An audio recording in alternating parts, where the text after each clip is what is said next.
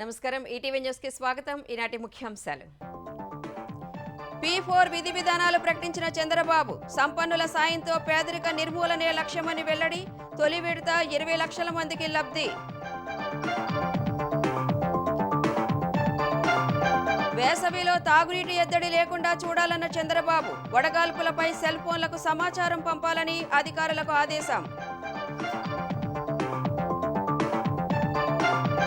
రాజధాని పరిధిలోని ఊళ్లలో మౌలిక సదుపాయాల కల్పనకు ప్రణాళికలు. గ్రామ స్థాయిలో డిపిఆర్లు సిద్ధం చేస్తున్నట్లు సిఆర్డీఏ ప్రకటన.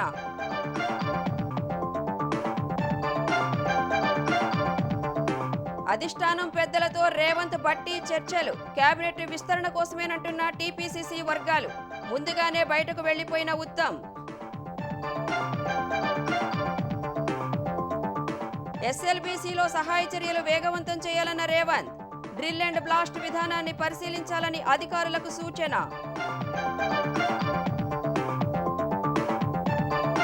బెట్టింగ్ యాప్ల కేసులో ముమ్మర దర్యాప్తు. యజమానుల పేర్లను ఎఫ్ఐఆర్లో చేర్చిన పోలీసులు త్వరలోనే పిలిచి ప్రశ్నించే యోచన.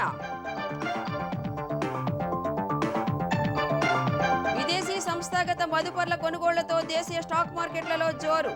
ఒక్కరోజే 1079 పాయింట్లు ఎగబాకిన సెన్సెక్స్. మైదానంలోనే బంగ్లాదేశ్ క్రికెటర్ తమీమ్ ఇక్బాల్ కు గుండెపోటు. హుటాహుటిన ఆసుపత్రికి తరలింపు. కొనసాగుతున్న చికిత్స.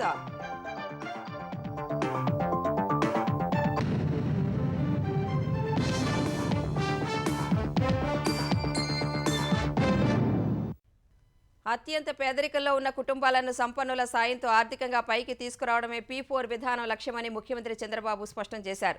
పేదలను సంపన్నులను ఒక వేదికపైకి తేవడం వరకే ప్రభుత్వ పాత్ర ఉంటుందన్నారు. P4 విధానం తొలి దశలో 20 లక్షల కుటుంబాలకు ప్రయోజనం కలుగుతుందని సీఎం వెల్లడించారు. 2029 నాటికి పేదరికాన్ని నిర్మూలించాలనేది తన సంకల్పమని చంద్రబాబు వివరించారు.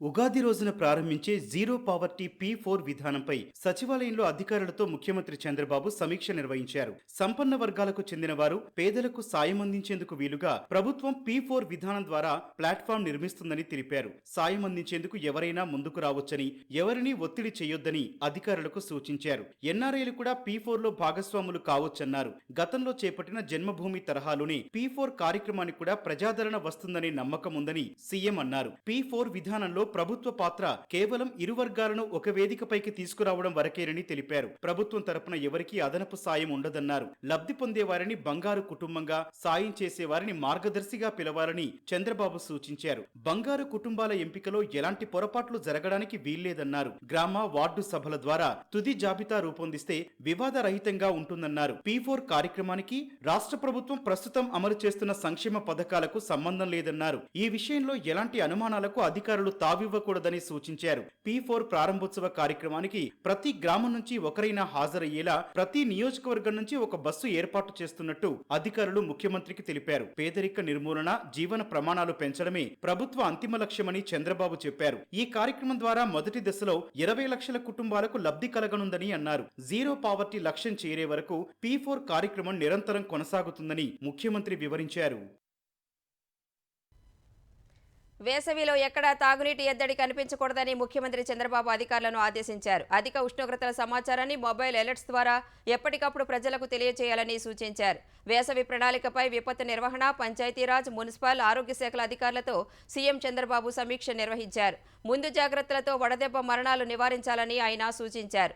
తీవ్ర వడగాలులు వీచే ప్రాంతాల్లో మజ్జిగ కేంద్రాలు, చలివేంద్రాలు ఏర్పాటు చేయాలన్నారు. పశువుల కోసం గ్రామాల్లో 35 కోట్లతో 12,138 నీటి తొట్లు నిర్మించాలని ఆదేశించారు.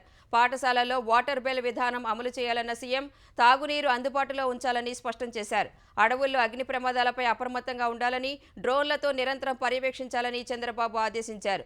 మున్సిపాలిటీలో నీటి సమస్య పరిష్కారానికి 39 కోట్లు విడుదల చేసేందుకు అంగీకారం తెలిపారు. నీటి లభ్యత పెంచేందుకు గ్రామాల్లో నరేగా ద్వారా ఫామ్ పాండ్స్ నిర్మాణం, చెరువుల్లో పూడికతీత పనులు చేపట్టాలన్నారు. ఉదయం 6 నుంచి 11 గంటల లోపు ఉపాధి హామీ కూలీల పనులు ముగించేలా చూడాలన్నారు. మున్సిపల్ కార్మికులకు మధ్యాహ్నం 12 నుంచి సాయంత్రం 4 గంటల లోపు బయట పని అప్పగించకుండా చూడాలని సీఎం ఆదేశించారు. ఆంధ్రప్రదేశ్ రాజధాని అమరావతి పరిధిలోని గ్రామాల్లో మౌలిక సదుపాయాల కల్పనకు ప్రణాళికలు సిద్ధం చేస్తున్నట్లు సిఆర్డీఏ కమిషనర్ కన్నబాబు తెలిపారు. రాజధాని రైతులతో తుళ్లూరులో సమావేశం నిర్వహించారు. రాజధాని రైతులు పలు సమస్యలు వివరించగా అన్నింటినీ పరిష్కరిస్తామని హామీ ఇచ్చారు.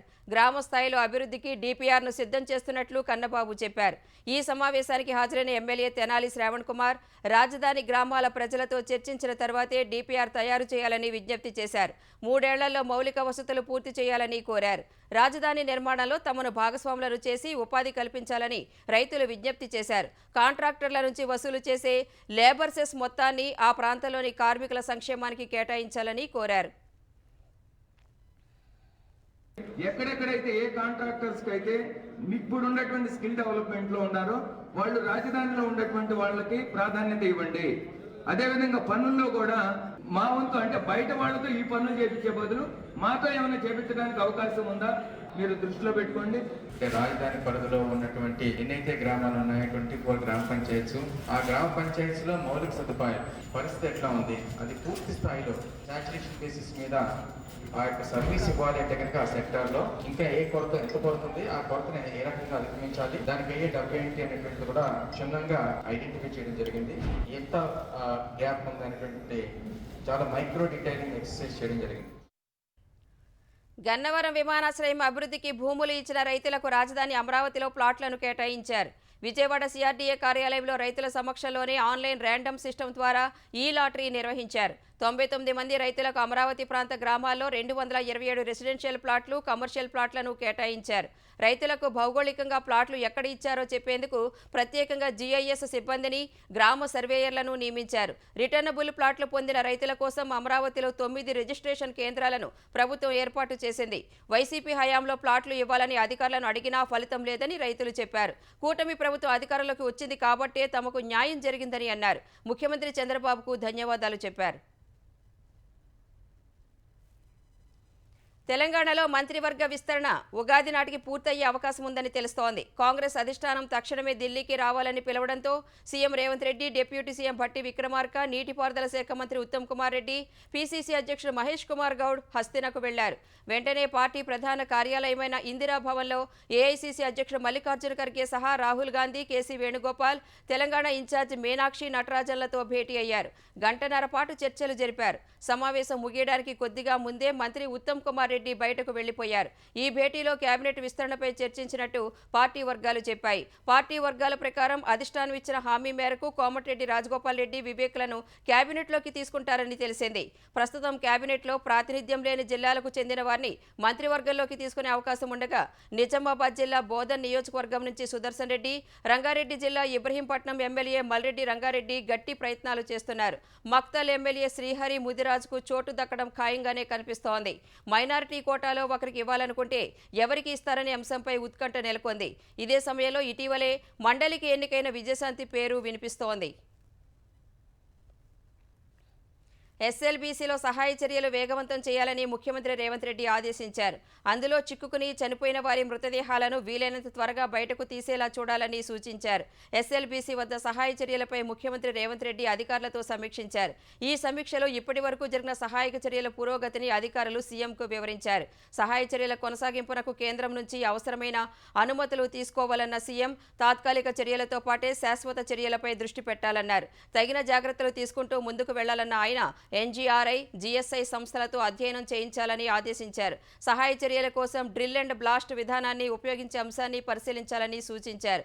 ఈ విషయంలో ఉన్నత స్థాయి నిపుణుల కమిటీ సూచనల ప్రకారం ముందుకు వెళ్లాలని సీఎం తెలిపారు. చిక్కుకున్న 7గురికి పరిహారం విషయంలో కేంద్ర హోంశాఖ మార్గదర్శకాల ప్రకారం ముందుకు వెళ్లాలన్నారు. సహాయ చర్యల నిరంతర పర్యవేక్షణకు సీనియర్ ఐఏఎస్ అధికారి శివశంకర్ లోతేటిని నియమించాలని ప్రభుత్వ ప్రధాన కార్యదర్శిని రేవంత్ ఆదేశించారు. రుణమాఫీ అంశంపై తెలంగాణ శాసనసభలో వాడివేడి చర్చ జరిగింది. మాఫీపై మాట్లాడే అర్హత బీఆర్ఎస్ సభ్యులకు లేదని వ్యవసాయ శాఖ మంత్రి తుమ్మల నాగేశ్వరరావు విమర్శించారు.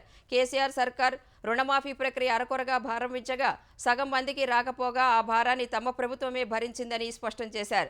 పద్దులపై చర్చలో భాగంగా బీజేపీ ఎమ్మెల్యే పాయల్ శంకర్ రుణమాఫీ ఇంకా చాలా మంది రైతులకు వర్తించలేదని ప్రస్తావించారు. దీనిపై వ్యవసాయ శాఖ మంత్రి తుమ్మల నాగేశ్వరరావు జోక్యం చేసుకుని 20,000 కోట్ల రూపాయలను రైతు ఖాతాల్లో జమ చేస్తామని చెప్పారు. రైతు భరోసా సొమ్మును నెలాఖరులోగా పూర్తి చేస్తామని పునరుద్ఘాటించారు.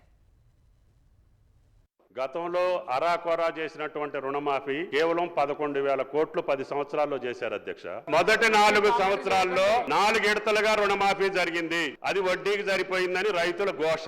తర్వాత టర్మ్ లో 5 సంవత్సరాలకి ఎన్నికల ముందు 3 నెలల ముందు మొదలుపెట్టి కేవలం 11,000 కోట్లు రిలీజ్ చేస్తే సగం మంది రైతులకు కాకపోతే ప్రతి రైతుకి ఇవ్వాలనే సదుద్దేశంతో గౌరవ ముఖ్యమంత్రి గారు మొత్తాన్ని లెక్కగట్టాము. అందుట్లో పంట రుణాలు వేరు, అదేవిధంగా లాంగ్ టర్మ్ లోన్స్ వేరు. ప్రభుత్వ నిర్ణయం కుటుంబానికి 2 లక్షల పరంగా మేము 20,000 కోట్లు ఈ రోజుకి రిలీజ్ చేయడం జరిగింది.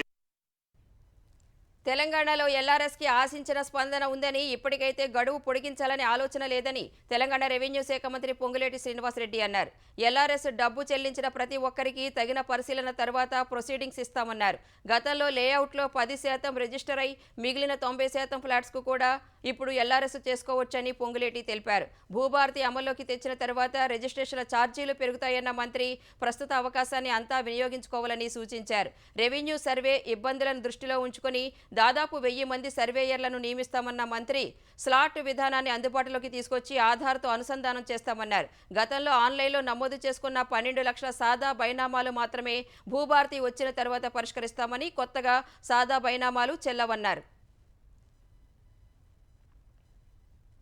హైదరాబాద్ స్థానిక సంస్థల ఎమ్మెల్సీ ఎన్నికకు షెడ్యూల్ విడుదలైంది. ఈ నెల 28న నోటిఫికేషన్ విడుదల కానుండగా ఆ రోజు నుంచి ఏప్రిల్ 4 వరకు నామినేషన్లు స్వీకరిస్తారు. ఏప్రిల్ 7న నామినేషన్ల పరిశీలన జరగనుండగా 9 వరకు ఉపసంహరణ గడువు ఉంటుంది. ఏప్రిల్ 23న పోలింగ్, 25న ఓట్ల లెక్కింపు ఉంటుందని ఎన్నికల కమిషన్ షెడ్యూల్ ప్రకటించింది. ఏప్రిల్ 29 నాటికి ఎన్నికల ప్రక్రియ ముగియనుంది. హైదరాబాద్ స్థానిక సంస్థల ఎమ్మెల్సీ ఎంఎస్ ప్రభాకర్ పదవీకాలం మే 1న ముగియనున్నందున ఈ ఎన్నిక అనివార్యమైంది. బెట్టింగ్ యాప్ల కేసులో కీలక పరిణామం చోటు చేసుకుంది. మియాపూర్ పోలీస్ స్టేషన్లో నమోదైన కేసుల ఆధారంగా యాప్ల యజమానుల పేర్లు కూడా పోలీసులు ఎఫ్ఐఆర్లో చేర్చారు. ఇప్పటికే సినీ ప్రముఖులు, ఇన్ఫ్లుయెన్సర్లు సహా 25 మందిపై కేసు నమోదు చేసిన పోలీసులు తొలుత వారు ప్రమోట్ చేసిన యాప్ యాజమాన్యాలను పిలిచి ప్రశ్నించాలని భావిస్తున్నారు. ఇదే సమయంలో బెట్టింగ్ యాప్ ప్రమోషన్ కోసం ప్రముఖులతో యాప్ యాజమాన్యాలు చేసుకున్న ఒప్పందాలు పరిశీలించనున్నారు. తెలంగాణలో ప్రచారం చేయకూడదనే ఒప్పందాన్ని ఉల్లంఘిస్తే యాప్పై చర్యలు తీసుకోనున్నారు, లేదా ప్రముఖులపై కూడా చర్యలు తీసుకోవాలని నిర్ణయించారు. అటు బెట్టింగ్ యాప్లకు ప్రచారం కేసులో ఇవాళ విచారణకు హాజరైన వైసీపీ అధికార ప్రతినిధి యాంకర్ శ్యామలను పంజాగుట్ట పోలీసులు 3 గంటలకు పైగా ప్రశ్నించారు. ఈ విచారణ తర్వాత మాట్లాడిన శ్యామల, బెట్టింగ్ యాప్ల వల్ల చనిపోయిన వారి స్థానాన్ని ఎవరూ భర్తీ చేయలేరని అన్నారు. ఇన్వెస్టిగేషన్ జరుగుతోంది, మీ అందరికీ తెలుసు. విషయం కోర్టులో ఉంది. సో దీని గురించి ప్రస్తుతము మాట్లాడడం అన్అఫీషియల్ అవుతుంది. ఆ విషయం నాకంటే బాగా మీకే తెలుసు. సో డెఫినెట్గా మేము ఇన్వెస్టిగేషన్కి కోఆపరేట్ చేస్తున్నాము. చట్టాల మీద, న్యాయ వ్యవస్థ మీద నమ్మకం ఉంది. ఖచ్చితంగా కల్పిట్స్ని పట్టుకోవడంలో నేను ఎంతవరకు సాయం చేయగలను అంతవరకు డెఫినెట్గా పోలీసులకి నా సపోర్ట్ ఎప్పుడూ ఉంటుంది. డెఫినెట్గా ఇది తప్పు. అండ్ ఆ కుటుంబాలకు ఎవరైతే నష్టపోయారో వాళ్ళకు కూడా ఖచ్చితంగా ఆ లోటు ఎవరు తీర్చలేనిది. ఇంకా ముందు ఇలాంటివి ఏమీ జరగకుండా తీసుకోవాల్సిన బాధ్యత మన అందరిపై ఉంది. ఇది ఒక రెస్పాన్సిబుల్ సిటిజన్గా చెప్తున్నాను. హైదరాబాద్ ఎంఎంటీఎస్ రైల్లో యువతిపై అత్యాచార యత్నం కేసులో జీఆర్పీ పోలీసులు విచారణ వేగవంతం చేశారు. 4 బృందాలుగా విడిపోయి నిందితుడి ఆచూకీ కోసం గాలిస్తున్నారు. బోగీలో సీసీ కెమెరాలు లేకపోవడంతో నిందితుడిని గుర్తించడం పోలీసులకు సవాలుగా మారింది. బాధితురాలి నుంచి అతడి వివరాలు పోలీసులు సేకరించారు. నిందితుడు నల్ల గళ్ల చొక్కా, కింద షార్ట్ నిక్కర్ ధరించి ఉన్నాడని యువతి చెప్పినట్లు తెలుస్తోంది. బాధితురాలి సమాచారం ఆధారంగా ఘటన జరిగిన ప్రాంతానికి ముందు స్టేషన్లు, తరువాతి స్టేషన్లలోని సీసీ కెమెరాలను పోలీసులు పరిశీలిస్తున్నారు. ఇప్పటికే అనుమానిత వ్యక్తుల ఫోటోలను బాధితురాలికి పోలీసులు చూపించినట్లు తెలిసింది. త్వరలోనే కేసును ఛేదిస్తామని పోలీసులు చెప్పారు. తెలంగాణలో మహిళలకు భద్రత కొరవైందని బీఆర్ఎస్ నేతలు విమర్శించారు. హైదరాబాద్లో ఎంఎంటీఎస్ రైలు బోగి అత్యాచార ఘటనలో తీవ్రంగా గాయపడి గాంధీ ఆసుపత్రిలో చికిత్స పొందుతున్న బాధితురాల్ని మాజీ మంత్రులు శ్రీనివాస్ గౌడ్, సబితా ఇంద్రారెడ్డి, ఎమ్మెల్యే కోవా లక్ష్మి సహా ఇతర బీఆర్ఎస్ నేతలు పరామర్శించారు. ఆమె ఆరోగ్య పరిస్థితి గురించి వైద్యులను అడిగి తెలుసుకున్నారు. మహిళలపై అత్యాచార ఘటనలు పెరిగాయన్న సబితా ఇంద్రారెడ్డి, బస్సులు, ట్రైన్లలో కూడా ఆడవాళ్లకు రక్షణ లేదని ఆందోళన వ్యక్తం చేశారు. రాష్ట్రంలో అందాల పోటీలు కాదు, మహిళలకు భద్రత కల్పించాలన్నారు. నిందితుడిని అరెస్టు చేసి కఠినంగా శిక్షించడంతో పాటు ప్రభుత్వమే బాధితురాల్ని అన్ని విధాలా ఆదుకోవాలని డిమాండ్ చేశారు. నిజంగా అమ్మాయిని చూసిన తర్వాత బాధ అనిపిస్తూ ఉంది. ఎందుకంటే మొత్తం ఇట్లా పడిపోయి మొత్తం ముళ్ళల్లో గుచ్చుకొని అంతా కూడా కదిలిపోయి ఇబ్బందికరమైన పరిస్థితులలో అమ్మాయి ఉంది. అంటే ఎక్కడుంది రక్షణ మహిళలకు? MMTS లో రన్నింగ్ ట్రైన్ లో కూడా అత్యాచారం చేయాలనే ప్రయత్నం చేశారంటే ఈ రాష్ట్రంలో ఎలాంటి వాళ్లకు భయం లేకుండా ఉన్నారనేది స్పష్టంగా అర్థమవుతుంది. క్రైమ్ రేట్ అయితే 22% పెరిగిపోయిందని చెప్తా ఉన్నారు. నిజంగా బాధ అనిపించింది. ఇంత సిబ్బందిని పెంచుకుంటూ టెక్నాలజీ పెరిగిన తర్వాత కూడా రాష్ట్రంలో ఎందుకు క్రైమ్ రేట్ పెరిగిపోతుంది, ఎందుకు మహిళల మీద అత్యాచారాలు పెరిగిపోతున్నాయి? ఉద్యోగ భద్రత, వేతన పెంపు, పదోన్నతులు, బీమా, పింఛన్లపై డిమాండ్లతో ఆశా వర్కర్స్ చేపట్టిన ఆందోళన హైదరాబాద్లో ఉద్రిక్తతకు దారితీసింది. తెలంగాణలోని వేర్వేరు జిల్లాల నుంచి తరలివచ్చిన ఆశా వర్కర్లు ఆరోగ్య శాఖ కమిషనర్ కార్యాలయం ముట్టడికి ప్రయత్నించడం ఉద్రిక్తతకు దారితీసింది. ఆశా వర్కర్లు హైదరాబాద్ కోటిలో రోడ్డుపై బైఠాయించి ఆందోళన చేపట్టారు. ఈ దశలో ట్రాఫిక్ అంతరాయం కలగడంతో పోలీసులు ఎక్కడికక్కడ ఆశా వర్కర్లను బలవంతంగా అరెస్టు చేశారు. ఈ క్రమంలో పోలీసులకు ఆశా వర్కర్లకు తీవ్ర వాగ్వాదం, తోపులాట జరిగింది. అసెంబ్లీ బడ్జెట్ సమావేశాల్లోనే ఆశా వర్కర్లకు ఉద్యోగ భద్రత, వేతనం పెంపు, పదోన్నతులు, బీమా, పింఛన్ సమస్యలు పరిష్కరించాలని వారు డిమాండ్ చేశారు. అప్పటి వరకు తమ ఆందోళన కొనసాగుతోందని హెచ్చరించారు. తూర్పుగోదావరి జిల్లా బలభద్రాపురంలో క్యాన్సర్ కేసులు అసాధారణంగా లేవని వైద్య ఆరోగ్య శాఖ మంత్రి సత్యకుమార్ యాదవ్ స్పష్టం చేశారు. Global burden of diseases survey ప్రకారం క్యాన్సర్ కేసులు ఆంధ్రప్రదేశ్లో పరిమితంలోనే ఉన్నాయని వివరించారు. ఈ విషయంలో ప్రజలు ఎలాంటి ఆందోళన చెందవద్దని సూచించారు. అనపర్తి ఎమ్మెల్యే ఫిర్యాదు మేరకు 31 బృందాలను బలభద్రాపురం పంపి స్క్రీనింగ్ చేస్తున్నట్లు చెప్పారు. ప్రస్తుతం బలభద్రాపురంలో 32 యాక్టివ్ క్యాన్సర్ కేసులు గుర్తించామన్నారు. స్క్రీనింగ్ అనంతరం మరో 2-3 అదనంగా నమోదు కావచ్చని సత్యకుమార్ చెప్పారు. క్యాన్సర్ సోకిన వారికి చికిత్స చేసేందుకు ఎంపానల్డ్ ఆసుపత్రులు విశాఖ KGHలో ఏర్పాట్లు ఉన్నాయని మంత్రి వివరించారు. పార్లమెంటు ప్రాంగణంలో అరకు కాఫీ స్టాల్స్ ఏర్పాటు చేశారు. ఏపీ గిరిజన సహకార సంస్థ ఆధ్వర్యంలో ఏర్పాటు చేసిన కాఫీ స్టాల్స్ను లోక్సభ క్యాంటీన్లో పార్లమెంటరీ వ్యవహారాల శాఖ మంత్రి కిరణ్ రిజిజు, రాజ్యసభ క్యాంటీన్లో వాణిజ్య వ్యవహారాల శాఖ మంత్రి పీయూష్ గోయల్ ప్రారంభించారు. ఈ కార్యక్రమంలో కేంద్ర గిరిజన వ్యవహారాల శాఖ మంత్రి జోయల్ ఓరం, కేంద్ర మంత్రి రామ్మోహన్ నాయుడు, టీడీపీ, బీజేపీ ఎంపీలు, ఆంధ్రప్రదేశ్ గిరిజన సంక్షేమ శాఖ మంత్రి గుమ్మడి సంధ్యారాణి పాల్గొన్నారు. ఏపీ ప్రభుత్వం అరకు కాఫీకి ప్రచారం కల్పించడం గర్వంగా ఉందని పీయూష్ గోయల్ చెప్పారు. తెలుగు రాష్ట్రాలు సహా వివిధ రాష్ట్రాల ఎంపీలు అరకు కాఫీ రుచిని ఆస్వాదించారు. మన్ కీ బాత్లో అరకు కాఫీని ప్రోత్సహించినందుకు ప్రధాని మోదీకి, పార్లమెంట్లో స్టాల్ ఏర్పాటుకు అనుమతి ఇచ్చిన స్పీకర్ ఓం బిర్లాకు సీఎం చంద్రబాబు ధన్యవాదాలు తెలిపారు. తిరుమల శ్రీవారి దర్శనం కోసం వచ్చే లక్షలాది మంది భక్తులకు మరిన్ని సౌకర్యాలు కల్పించే లక్ష్యంతో 5258.68 కోట్ల బడ్జెట్కు టీటీడీ పాలక మండలి ఆమోదం తెలిపింది. వైసీపీ హయాంలో మార్చిన బ్రేక్ దర్శన సమయాన్ని తిరిగి పాత విధానంలోకి తీసుకురావాలని నిర్ణయించింది. 7 కొండలకు ఆనుకుని ఎలాంటి ప్రైవేట్ నిర్మాణాలు చేయకూడదని తీర్మానం చేశారు. ముంతాజ్ హోటల్, ఇతర సంస్థలకు ఇచ్చిన 50 ఎకరాలను టీటీడీ స్వాధీనం చేసుకుని బదులుగా వేరే భూములను ఇవ్వనున్నట్లు టీటీడీ చైర్మన్ బీఆర్ నాయుడు తెలిపారు. సైన్స్ సిటీకి కేటాయించిన 20 ఎకరాల భూమిని తిరిగి స్వాధీనం చేసుకుంటామని ఈవో వివరించారు. 772 కోట్లతో పాత వసతి గృహాల ఆధునికీకరణ, కొత్త సముదాయాల నిర్మాణం చేస్తామని ప్రకటించారు. శ్రీవారి ఆస్తులు అన్యాక్రాంతం కాకుండా కమిటీ వేయాలని నిర్ణయించారు. టీటీడీ భూములపై కోర్టుల్లో ఉన్న కేసులను త్వరితగతిన తేల్చేలా చర్యలు తీసుకోవాలని తీర్మానించారు. తిరుమలలో అనధికారిక హ్యాకర్లను తొలగించడానికి రెవెన్యూ, విజిలెన్స్ విభాగాలతో కలిపి కమిటీ వేయాలని నిర్ణయించారు. తప్పుడు మెడికల్ సర్టిఫికేట్తో బోరుగడ్డ అనిల్ కుమార్ మధ్యంతర బెయిల్ పొందిన అంశంపై ఆంధ్రప్రదేశ్ హైకోర్టు విచారణ జరిపింది. కోర్టు నిర్దేశించిన సమయంలో జైలు అధికారుల ముందు ఎందుకు హాజరు కాలేదో వివరణ ఇవ్వాలని అనిల్ను ఆదేశించింది. తప్పుడు ధ్రువపత్రానికి సంబంధించి విచారణ నివేదికను సీల్డ్ కవర్లో కోర్టు ముందు ఉంచాలని పోలీసులను హైకోర్టు ఆదేశించింది. తదుపరి విచారణను న్యాయస్థానం వారం రోజులకు వాయిదా వేసింది. పార్లమెంటు సభ్యులకు ప్రతి నెల అందే వేతనాలు, అలవెన్స్లు పెంచుతూ కేంద్రం నిర్ణయం తీసుకుంది. ద్రవ్యోల్బణ సూచి ఆధారంగా ఎంపీల జీతాన్ని దాదాపు 24% మేర పెంచుతూ పార్లమెంటరీ వ్యవహారాల మంత్రిత్వ శాఖ నోటిఫికేషన్ విడుదల చేసింది. ఒక్కో ఎంపీ వేతనం నెలకు 1,00,000 నుంచి 1,24,000కు పెరగనుంది. సిట్టింగ్ సభ్యుల రోజువారీ భత్యాన్ని 2,000 నుంచి 2,500కు పెంచుతున్నట్లు పేర్కొంది. మాజీ ఎంపీలకు ప్రస్తుతం ఇస్తున్న పెన్షన్ను 25,000 నుంచి 31,000కు పెంచుతున్నట్లు నోటిఫికేషన్లో వెల్లడించింది. పెంచిన ఈ వేతనాలను 2023 ఏప్రిల్ 1 నుంచి వర్తింపచేస్తున్నట్లు కేంద్రం తెలిపింది. ఢిల్లీ హైకోర్టు న్యాయమూర్తి జస్టిస్ యశ్వంత్ వర్మ ఇంట్లో నోట్ల కట్టలు దొరికాయని ఆరోపణల వేళ ఆయనను అలహాబాద్ హైకోర్టుకు బదిలీ చేయాలని సుప్రీంకోర్టు కొలీజియం సిఫార్సు చేసింది. ఈ మేరకు సీజేఐ జస్టిస్ సంజీవ్ ఖన్నా నేతృత్వంలోని సుప్రీంకోర్టు కొలీజియం సిఫార్సు చేసింది. మార్చి 20, 24 తేదీల్లో జరిగిన సమావేశాల్లో జస్టిస్ యశ్వంత్ వర్మను అలహాబాద్ హైకోర్టుకు తిరిగి పంపాలని కొలీజియం సిఫార్సు చేసినట్లు సుప్రీంకోర్టు పేర్కొంది. అంతకుముందు ఆయనను విధుల నుంచి దూరంగా ఉంచాలని ఢిల్లీ హైకోర్టు నిర్ణయం తీసుకుంది. జస్టిస్ యశ్వంత్ వర్మ న్యాయపరమైన విధులకు దూరంగా ఉండాలని ఆదేశిస్తూ ఢిల్లీ హైకోర్టు రిజిస్ట్రీ నోటీసులు జారీ చేసింది. తదుపరి ఉత్తర్వులు వచ్చే వరకు ఈ నిర్ణయం అమల్లో ఉంటుందని తెలిపింది. విదేశీ సంస్థాగత మదుపరులు తాజాగా పెట్టుబడులు పెట్టడం, బ్యాంకింగ్, చమురు, గ్యాస్ రంగాల వాటాల్లో భారీ కొనుగోళ్లతో దేశీయ స్టాక్ మార్కెట్లు వరుసగా 6 సెషన్లోనూ లాభాల్లో ముగిశాయి. గత 5 సెషన్లలో 3076 పాయింట్లు ఎగబాకిన సెన్సెక్స్ ఇవాళ మరో 1079 పాయింట్లు దూసుకువెళ్లింది. క్రితం ముగింపు కంటే 550 పాయింట్ల ఎగువన ఈ ఉదయం 77,456 పాయింట్ల వద్ద బీఎస్సీ సూచీ ప్రారంభమైంది. అయితే ఆరంభంలో కాసేపు సెన్సెక్స్ అమ్మకాల ఒత్తిడికి గురైంది. 77,179 పాయింట్ల కనిష్ట స్థాయికి పతనమైంది. తర్వాత మదుపర్ల కొనుగోళ్లకు దిగడంతో సూచీ పుంజుకుంది. ఓ దశలో 78,107 పాయింట్ల గరిష్ట స్థాయిని తాకింది. చివర్లో కాస్త తగ్గి 77,984 పాయింట్ల వద్ద స్థిరపడింది.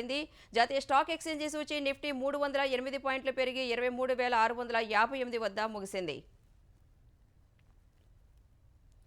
బంగ్లాదేశ్ దిగ్గజ క్రికెటర్, మాజీ కెప్టెన్ తమీమ్ ఇక్బాల్ మ్యాచ్ ఆడుతూ గుండెపోటుతో మైదానంలోనే కుప్పకూలాడు. Dhaka premier division cricket league మ్యాచ్లో భాగంగా Mohammedan sporting club, Shinepukur cricket క్లబ్బుల మధ్య మ్యాచ్ జరుగుతుండగా ఫీల్డింగ్ చేస్తూ 36 ఏళ్ల తమీమ్ ఇక్బాల్ ఛాతీలో నొప్పితో బాధపడ్డాడు. వెంటనే స్థానికంగా ఉన్న ఫజిలాతున్నెసా ఆసుపత్రికి తరలించి పరీక్షించగా స్వల్ప గుండెపోటుగా గుర్తించారు. తొలుత అతన్ని ఢాకా తరలించేందుకు హెలికాప్టర్ ఏర్పాటు చేశారు. కానీ హెలీప్యాడ్కు తీసుకువెళ్తుండగా మరోసారి గుండెపోటు రావడంతో స్థానిక ఆసుపత్రికి తరలించారు. తమీంకు యాంజియోప్లాస్టీ చేసినట్లు డాక్టర్లు ఓ ప్రకటన విడుదల చేశారు. తమీం ప్రాణాపాయ స్థితి నుంచి బయటకు వచ్చాడని, ప్రస్తుతం వైద్య పర్యవేక్షణలో ఉంచినట్లు తెలిపారు.